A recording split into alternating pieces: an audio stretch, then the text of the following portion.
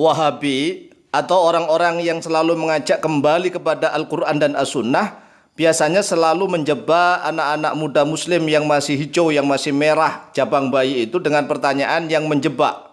Wahabi atau orang-orang yang mengajak kembali kepada Al-Quran dan As-Sunnah biasanya bertanya begini, Anda ikut Nabi SAW ataukah ikut Imam Asy-Syafi'i? Ini adalah pertanyaan yang menjebak.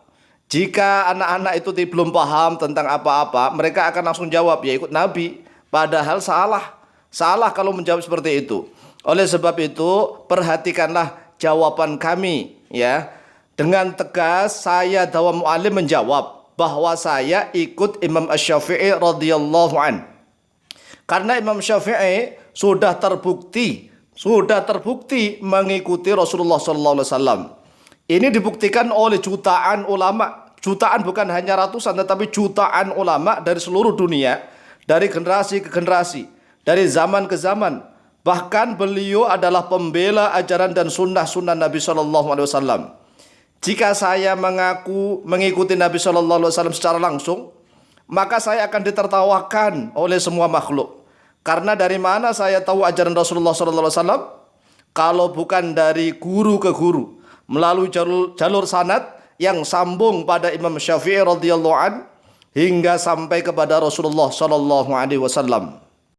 Coba kita perhatikan para ulama Nusantara yang mayoritas bermadhab Imam Syafi'i itu memiliki jalur sanad ilmu yang bersambung kepada Imam Asy-Syafi'i radhiyallahu an hingga sampai kepada Rasulullah SAW.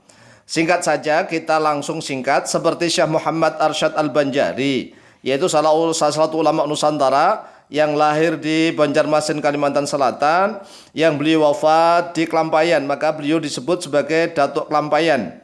Kemudian Syekh Muhammad Nawawi bin Umar Al-Bantani At-Tanari, itu dari daerah Tanara, yaitu perbatasan antara kota Tangerang dengan Serang, kota Serang, Banten. Kemudian Syekh Muhammad Mahfud At-Tirmasi, yaitu Tremas, Kediri, Jawa Timur, dan yang lain-lain. Semuanya memiliki jalur sanad ilmu hingga sampai kepada Imam Ibnu Hajar Al-Haytami rata-rata. Kemudian Imam Suyuti, kemudian Imam Az-Zahabi, Imam Al-Iraqi, Imam Ibnu Hajar Al-Asqalani, Imam As-Subki, sampai kepada Imam An-Nawawi Ad-Dimashqi, Damaskus. Ya, Imam An-Nawawi ini adalah imam yang diterima oleh siapapun ini. Imam An-Nawawi yang memiliki kitab Syarah Sahih Muslim, kemudian juga memiliki kitab banyak mazhab Syafi'i, yaitu ada kitab yang paling fundamental adalah Al-Majmu' Syarah Al-Muhadzab. Kemudian memiliki kitab hadis yang dipakai dimanapun, yang kecil yaitu Al-Arba'in An-Nawawiyah, memiliki kitab Riyadhus Shalihin, Al-Adhkar, dan yang lain-lain. Kemudian Imam An-Nawawi ini kalau dijalur-jalurkan sampai juga kepada Imam Al-Ghazali. Imam Ghazali adalah salah satu muridnya Imam Haraman Al-Juwaini. Kemudian ada juga yang berjalur kepada Imam Al-Baihaqi. Imam Baihaqi adalah ulama madhab Syafi'i yang menjadi juru bicara madhab Syafi'i. Beliau memiliki kitab As-Sunan Al-Kubra yang sangat fenomenal. Kemudian juga memiliki kitab Syu'abul Iman, memiliki kitab Dalailun Nubuwah, dan yang macam-macam. Ini banyak sekali kitabnya Imam Al-Baihaqi. Kemudian ada juga yang berjalur kepada Imam Al-Mawardi yang memiliki kitab Al-Hawi Al-Kabir, kitab Al-Ahkamu As-Sultaniyah, dan yang lain-lain. Kemudian semuanya berjalur kepada murid-murid langsungnya Imam Asy-Syafi'i, yaitu Imam Buwaiti dan Imam Muzani, Imam Harmalah, tatkala Imam Syafi'i berada di Mesir. Kemudian tatkala Imam Syafi'i berada di Irak, Imam Syafi'i memiliki murid yang paling cerdas, yaitu Imam Ahmad bin Hanbal. Dari Imam Ahmad bin Hanbal dan Imam Muzani, Imam Buwaiti, inilah para ulama ahli hadis seperti Imam Bukhari, Imam Muslim, Imam Abu Dawud, Tirmidzi, Nasai, Ibnu Majah, dan yang lain-lain berguru kepada murid-muridnya Imam Syafi'i. Sehingga para ulama ahli hadis itu adalah murid-muridnya Imam Asy-Syafi'i. Ya, Imam Syafi'i muridnya Imam Malik bin Anas, yaitu pemilik kitab Muwatta, yaitu Imam Darul Hijrah di kota Madinah Al-Munawwarah. Kemudian Imam Malik, kita singkat saja, memiliki jalur ilmu sampai kepada Rasulullah melalui jalurnya Ibnu Syihab Az-Zuhri. Kemudian sampai kepada Sa'id bin Musayyib atau Musayyab. Kemudian sampai ke Abu Hurairah. Kemudian kalau jalurnya dari Ahlul Bait, mulai dari Ja'far As-Shadiq, kemudian Muhammad Al-Bakir, kemudian Ali Zainal Abidin, kemudian kepada Husain, kepada Ali, kepada Rasulullah, dan seterusnya. Jadi kalau kita mengikuti madhab Imam Syafi'i, ikuti Imam Syafi'i, kita mengikuti guru-guru kita yang bermadhab Imam Syafi'i, yang sambung sanadnya pada Imam Syafi'i radhiyallahu an, yang sampai juga muttasil kepada Rasulullah Shallallahu Alaihi Wasallam. Jadi sekali lagi kita adalah mengikuti Imam Syafi'i. Tidak mungkin Imam Syafi'i itu tidak mengikuti Rasulullah Sallallahu Alaihi Wasallam. Tetapi kalau kita ngaku langsung mengikuti Rasulullah, dari mana lo? Kapan lo belajar kepada Rasulullah? Ini adalah suatu kesombongan, suatu kecongkakan. Orang-orang yang mengaku mengikuti Rasulullah Sallallahu Alaihi Wasallam adalah tandanya orang-orang yang sombong, yang congkak kepada ilmu Islam. Qala al-Imam Muslimun fi muqaddimati kitabih. Telah berkata oleh Imam Muslim di dalam muqaddimah pendahuluan kitab beliau, yaitu kitab Sahih Muslim, babu bayani annal isnada minad dini. Babu bayani, yaitu bab di dalam menjelaskan sesungguhnya isnad menyandarkan ilmu agama, minad dini, yaitu dari agama. Wa annar riwayat, dan sesungguhnya riwayat, la takunu, yaitu tidak ada oleh dia riwayat illa anithiqati, kecuali dari orang-orang yang terpercaya. Wa anna jarhar ruwati, dan sesungguhnya mencacat mencela para perawi hadis, perawi pembawa ilmu, bima, dengan sesuatu huwa bermula dia fihim, yaitu tetap di dalam diri mereka, jaizun, yaitu boleh, bahkan wajibun, yaitu wajib. Wa annahu, dan sesungguhnya keadaan tersebut laisa minal ghibati, yaitu bukan dari termasuk ghibah al muharramati, yang diharamkan, minadzabbi, bahkan termasuk dari pembela anis syariati, daripada syariat al mukarramati, yang dimuliakan oleh Allah. Warwa Muslimun an Muhammad bin Sirin qala, dan telah meriwayatkan oleh Imam Muslim dari Muhammad bin Sirin qala, telah berkata oleh beliau Muhammad bin Sirin, inna hadzal ilma, sesungguhnya ini al-ilma, wujudnya ilmu, yaitu ilmu isnad, ilmu pencandaran ilmu, menyandarkan ilmu pada dari guru ke guru ke guru sampai kepada Rasulullah, dinun, yaitu agama. Fangduru, maka lihatlah oleh kalian, amman, dari siapakah, dari siapa saja, ta'khuduna, mengambil oleh kalian, dinakum, pada agama kalian. Jadi sanad itu termasuk agama. Jadi inna hadzal ilma artinya adalah ilmu sanad, dinun, yaitu agama. Fangduru amman ta'khuduna dinakum, maka lihatlah oleh kalian dari siapa saja, mengambil oleh kalian dinakum, pada agama kalian. Jadi mengambil agama itu dari guru-guru yang thiqat, yang terpercaya, bukan langsung kepada Rasulullah SAW begitu. Itu nanti kalau dari orang-orang yang tidak thiqat bagaimana? Ya. Warwa at-Tirmidzi, dan telah meriwayatkan oleh Imam Tirmidzi an Muhammad bin Ali bin Abdul Hasani, dari Muhammad bin Ali bin Hasan qala, telah berkata oleh beliau Muhammad bin Ali bin Hasan, sami'tu abdana yaqulu, sami'tu, telah mendengar oleh saya, abdana, pada abdan, yaqulu, yaitu sedang berkata oleh beliau abdan. Qala Abdullah bin Mubarak, telah berkata oleh Abdullah bin Mubarak, al-isnadu indi minad dini, al-isnadu bermula penyandaran ilmu, indi, menurutku, kata Abdullah bin Mubarak, minad dini, yaitu termasuk dari bagian agama. Laulal isnadu, kalau seandainya tidak ada sanad, laqala, maka yaitu sungguh-sungguh akan berkata, man, oleh orang-orang, sya'a, yang berkehendak oleh dia, man, ma, pada sesuatu, sya'a, yang berkehendak oleh dia. Jadi kalau seandainya tidak ada sanad, maka orang-orang akan ngomong seenaknya sendiri. Laqala man sya'a ma sya'a, sungguh akan berkata oleh orang-orang yang berkehendak pada sesuatu yang dia kehendaki.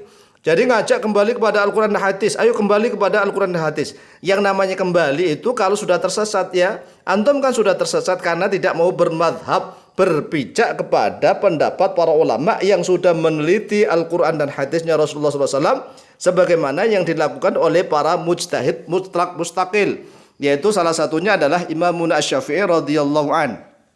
Imam Syafi'i sudah meneliti seluruh dalil-dalil Quran dan hadis yang beliau tulis dalam kitab dan juga beliau memiliki metode cara istinbat hukum yang beliau tulis dalam kitab Ar-Risalah. Oleh sebab itulah, kita mengikuti Imam Syafi'i sudah tentu mengikuti Rasulullah SAW. Tetapi kalau kita ngaku mengikuti Rasulullah belum tentu. Itulah orang-orang yang tersesat, yang dia harus bermadhab. Kenapa? Kalau dia belum bermadhab, madhaba ilaihi, madhabun itu kan sigotnya isim zaman makan, yang memiliki tempat pijakan, waktu pijakan untuk mengeluarkan pendapat, untuk istinbat hukum. Sehingga kalau dia belum bermadhab, maka dia tersesat. Dialah yang harus kembali kepada Al-Quran hadis atau kembali kepada madhab para ulama salafus soleh.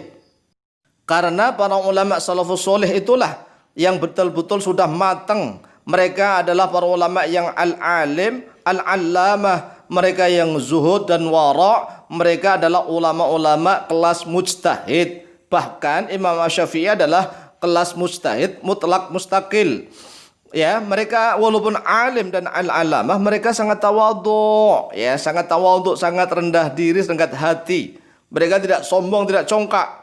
Sebagaimana telah digambarkan, diriwayatkan oleh Imam An-Nawawi. Qala al-Imam An-Nawawi rahimahullahu taala fi muqaddimati syarhihi 'ala al-Wasit lil-Ghazali.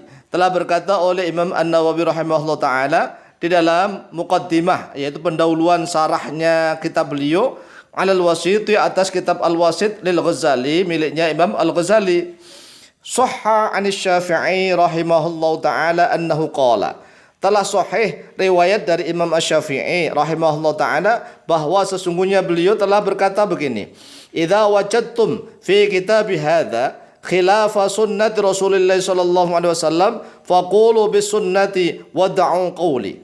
Idza wajadtum, apabila mendapati atau telah mendapati oleh kalian fi kitab, di dalam kitabku, hadza yang ini, khilafa sunnati Rasulullah sallallahu alaihi wasallam, bertentangan atau tidak sama, berbeda, menyalahi sunnahnya Rasulullah sallallahu alaihi wasallam, faqulu, maka berkatalah oleh kalian, bisunnati, pada sunnah, wada'u, dan tinggalkanlah oleh kalian, qauli, pada ucapanku. Inilah ucapan seorang ulama yang betul-betul al-alim dan al-allamah, yang sangat tawadhu.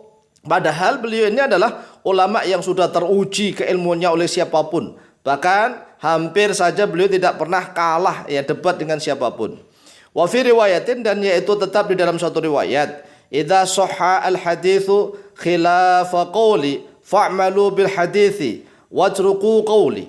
Idza sahha, apabila telah sahih al-haditsu, oleh hadis, khilafa qawli, bertentangan pada ucapanku, fa'malu, maka beramallah oleh kalian, bil hadithi, pada hadis, watsruku, dan tinggalkanlah oleh kalian, qawli, pada ucapanku. Ini luar biasa, ulama yang al-alim dan al-allamah, al-mujtahid, al-mustlaq, al-mustaqil, tapi sangat tawadhu, ya, seperti ini.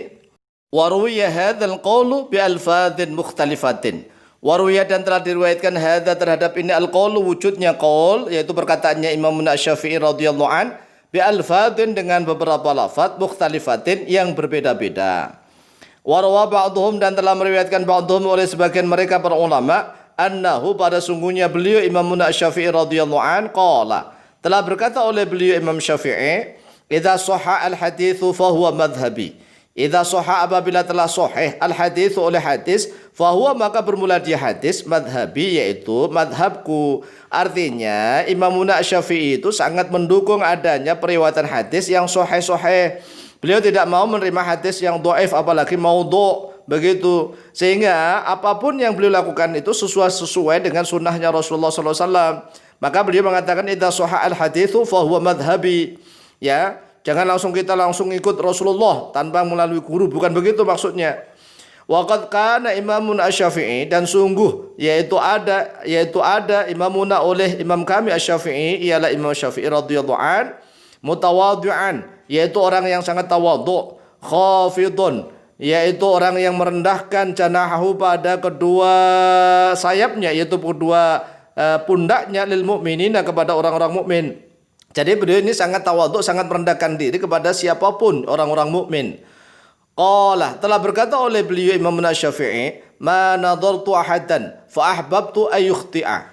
Ma nadartu, tidaklah berdebat oleh saya, ahadan, pada seorang pun, fa ahbabtu, lalu cinta oleh saya, ay yukhti'a, pada sekiranya salah oleh dia. Jadi Imam Syafi'i tidak pernah, ya, berdebat kepada siapapun kemudian dia senang hati, cinta orang lawan debatnya itu salah, tidak. Beliau berharap lawan debatnya itu benar. Inilah seorang yang al-alim, al-allamah, yang sudah menguasai seluk-beluk Al-Quran dan sunnah-sunnah Rasulullah SAW. Sehingga beliau berharap, ya, lawan debatnya itu orang yang benar, bukan orang yang salah. Tidak seperti ulama-ulama zaman now yang cemen, baru apal Quran dan hadis sedikit saja sudah berharap kalau dia berdebat musuhnya yang kalah, lawan debatnya yang kalah dipermalukan di hadapan umum kalau bisa. Itulah ulama-ulama yang kelas teri, yaitu kelas tempe. Wa ma fi qalbi, dan tidak di dalam hatiku, tidak ada dalam hatiku, kata Imam Asy-Syafi'i, min ilmin, dari suatu ilmu, illa wadattu, kecuali sangat berharap oleh aku, ayyakuna, oleh sekiranya pada sekiranya ada oleh dia ilmu, inda kulli hadin, yaitu dimiliki oleh setiap orang, wala yunsabu, dan tidak dinisbatkan terhadap dia ilmu, li, padaku. Inilah tawaduknya Imamuna Asy-Syafi'i radhiyallahu an.